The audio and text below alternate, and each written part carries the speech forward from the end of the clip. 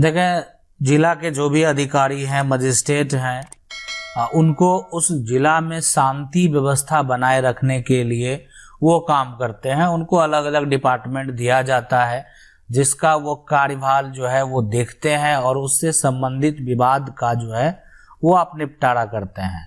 तो आपका अगर किसी प्रकार का जो सरकारी काम काज है, जैसे किसी का जमीन जो है वो पर एक तरह से रोड बना दिया गया, किसी के जमीन पे मान लेते हैं नाला बना दिया गया, किसी का जमीन जो है किसी अन्य कारण से जो है ले लिया गया, तो एसडीएम जो है, आप अगर आपको जमीन का मुआवजा नहीं मिला है ना, तो मुआवजे के लिए भी आप वहां पे जा सकते हैं।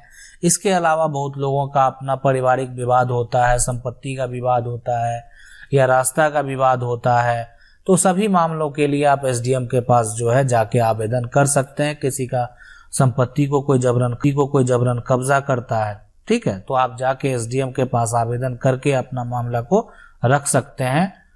अब लेकिन है कि क्या एसडीएम के द्वारा देखें रोक लगाया जाता है? तो बिल्कुल, बहुत ऐसे प्लॉट हैं जब अगर लगता है कि विवाद है तो उस पर 144 लगा दिया जाता है। इसका अवधि जो होता है 1 से 2 मंथ है मैक्सिमम, आगे उसको आगे चल के हो सकता है उसको बढ़ाया भी जा सकता है। तो ये लगाने के बाद इसका मतलब क्या होता है कि इतने दिन के लिए उस पर रोक लगा दिया गया। कोई भी पक्ष के लोग, फिलहाल किसकी जमीन है वो तो बाद की बात है, लेकिन कोई भी पक्ष के लोग जो है उस पर किसी प्रकार का कोई भी कार्य नहीं करेंगे, तो इसलिए उस पर रोक लगा दिया गया है। अगर करेंगे तो वो एक तरह से कानून का उल्लंघन होगा और वो एक अपराध है और उसमें आपको सजा भी हो सकता है, ठीक है। तो अब है कि सवाल यहाँ पे, सर यदि कोर्ट में दीवानी मुकदमा चल रहा हो और एसडीएम असर का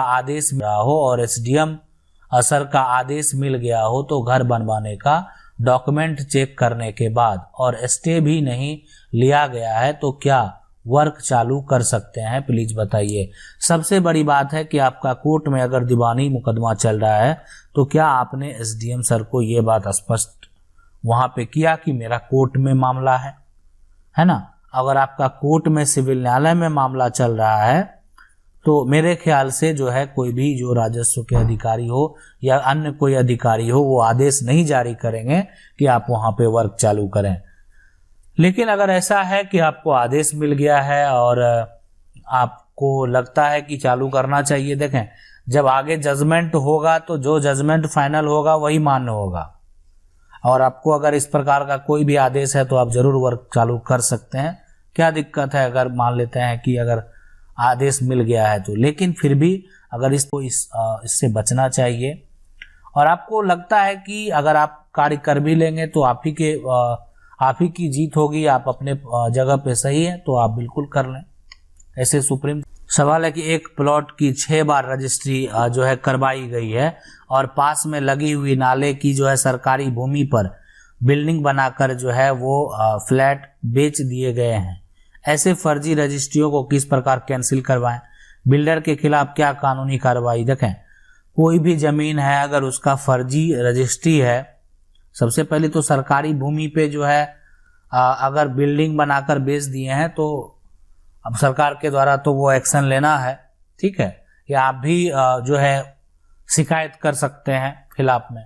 लेकिन अगर कोई भी प्लॉट का अगर जो है 6 बार रजिस्ट्री कराया गया और तो कोई जो भी उस संपत्ति का मालिक है वो अपना टाइटल सूट का दावा अपने उस बिल्डर के खिलाफ करेंगे और जितने लोगों को बेचा गया, अलग अलग जो भी लोग हैं जिनको रजिस्ट्री किया गया, सभी को आप पार्टी बनाएंगे और असली मालिक वही होगा जिसके पास पहले संपत्ति का टाइटल होगा। अगर वो या उसके परिवार के लोग उस संपत्ति को नहीं बेचे हैं तो उस पे किसी का जो है वो हक नहीं होगा। सवाल है कि मुझे ये जानकारी चाहिए कि मेरे पूर्वजों का जमीन है, कुछ लोग ने मिलकर के जो है मोहल्ले वालों ने उसको जो है चकबंदी कराकर सरकारी करना चाहते हैं, तो उसके लिए मुझे क्या करना चाहिए? सुझाव आप दें। देखिए बिल्कुल, देखें अभी पूर्वजों का अगर आपका जमीन है, सबसे पहले उस जमीन का जो है आप टैक्स पे करें, जो सरकार को देते हैं अप टू डेट रहें। अगर कोई चकबंदी जबरन नहीं करा सकता है, चकबंदी अगर जो है, जो आपका है ना, कोई भी जबरन नहीं करा सकता है। अगर कोई ऐसा करेगा तो उसका जिलाधिकारी को दें, है ना, कि ये आपका जो आपके साथ जो किया गया है वो गलत है, तो उसका कंप्लेन आप जो है जिलाधिकारी को करेंगे कि आपकी संपत्ति है, और उसको कहेगी आप बिना मुआवजा के कोई संपत्ति सरकार को नहीं दे सकते हैं।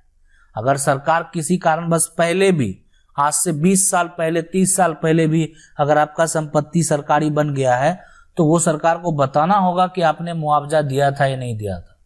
सरकार इस बात से नहीं मुकर सकती है कि मेरे पास उसका रिकॉर्ड नहीं है, तो क्यों नहीं है।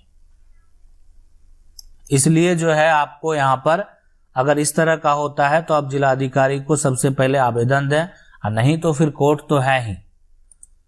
सवाल है कि सर हम लोग एक जमीन है उसमें हम लोग 25 साल से रह रहे हैं, बट इतने साल कुछ जो है खोज खबर नहीं लिए, आज 2022 में बोल रहा है कि तुम लोग का जो है हटा देंगे। और पहले बोला था जब घर बनाने वाला था तब जो है परमिशन दिया था, उसका कोई प्रूफ नहीं है। देखिए अभी आप 25 साल से कब्जे में हैं और उस पे घर बना के रह रहे हैं, तो आप उस पे जो है एडवर्स पोजीशन का दावा कर सकते हैं। और इसलिए कि उस इतना दिन से कोई खोज खबर नहीं है, वही सबसे बड़ी चीज है, और यही आपको जो है मालिकाना हक का जो है आप दावा पेश कर पाएंगे। इसलिए वो संपत्ति को जो है कभी किसी प्रकार का खोज खबर जब किया ही नहीं गया है ना, तो आज इतने साल बाद जो आप आ रहे हैं तो कैसे आ रहे हैं। और यहाँ पे तो 25 साल है, ऐसे कानून जो है एडवर्स पोजीशन का जो प्रतिकूल कब्जा का आप दावा करेंगे। अगर कोई भी व्यक्ति, अगर कोई भी जमीन का कोई किसी प्रकार का खोज खबर नहीं है और 12 साल से अधिक समय तक भी आप खोज खबर नहीं किए, तो जो आप कब्जाधारी हैं वो आप पर एडवर्स पोजीशन का दावा यानी मालिकाना हक का दावा पेश कर सकते हैं। अब डिपेंड करता है कोर्ट के ऊपर कि आपका किस तरह का समस्या है और किस प्रकार जो है वो जजमेंट होता है। सवाल है कि मेरा एक जो है पटीदार था जिन्होंने 1919 में एक जमीन पर जो है दखल कब्जा किया था और उस जमीन को मेरे दादा को बैनामा कर दिया, क्या उसका बैनामा जायज है? खतियान में वो नहीं है। देखिए जो भी है, और आप ही का जो जमीन है पर दखल कब्ज किया था और फिर जो है यहाँ पर एक तरह से जमीन को जो है बैनामा कर दिया है, तो उस समय इस तरह का फर्जी, जब वो संपत्ति आप ही का है, जिन्होंने 1919 में जमीन पर जो है दखल कब्ज किया, वो जिसका भी जमीन होगा, ठीक है, लेकिन वो क्या किया, अपने परिवार के लोगों के पास या जिनको पास वो संपत्ति अगर उनको दे दिया है, बैनामा कर दिया है। आप खतियान में क्यों नहीं आया? खतियान में आना चाहिए अगर उस समय का है तो, ठीक है, लेकिन अब एक तरह से देखा जाए तो वो जायज नहीं है कि 1919 में जो है अगर उसका संपत्ति का जो मालिक होगा अगर उसको पता चलेगा और वो कानूनी लड़ाई अगर वो शुरुआत करेगा। देखें जब इस तरह का विवाद होता है ना तो एक एक चीज देखा जाता है, और इस तरह के विवाद में इसीलिए टाइम भी लगते हैं, इसलिए कि एक एक पूरा रिकॉर्ड को देखना, और फिर आखिर जो है उस समय का डॉक्यूमेंट अगर मान लेते हैं सरकार के दफ्तर कार्यालय में नहीं मिल रहा है तो वो भी उसके लिए भी पेंडिंग रह जाता है कि अब सरकार के द्वारा जो है वहां पर आवेदन किया गया, सरकार के कार्यालय से डॉक्यूमेंट नहीं मिला है, वो अभी पेंडिंग है, तो मामला उसका पेंडिंग रहता है। और इस तरह के केस जो होते हैं वो लंबे चलते हैं। बहुत लोगों का मन में ऐसा होता है कि सारे केस लंबे चल रहे हैं, नहीं, बिल्कुल ऐसा नहीं। लेकिन आपके पास अगर सारा डॉक्यूमेंट मौजूद है तो आपके केस बहुत ज्यादा लंबे नहीं चलेंगे। नहीं तो इस तरह के जो दीवानी के मामले होते हैं वो लंबे इसलिए चलते हैं कि अब आपके कार्यालय में आपका मामला 100 साल पुराना है, 80 साल पुराना है, आपके जो जिला के कार्यालय हैं वहां पे डॉक्यूमेंट नहीं मिल रहा है, आप उसको ला के नहीं दे रहे हैं, तो किस आधार पे जजमेंट होगा? तो इसीलिए अगर मान लेते हैं उसको उसका पता चलता है, दस्तावेज सब कुछ रहेगा, और वो अगर वेरीफाई होने के बाद ये साबित होता है कि सही में गलत जो व्यक्ति बेचा है वो गलत था, तो ये तभी संभव है, अन्यथा ये इतना आसान नहीं है।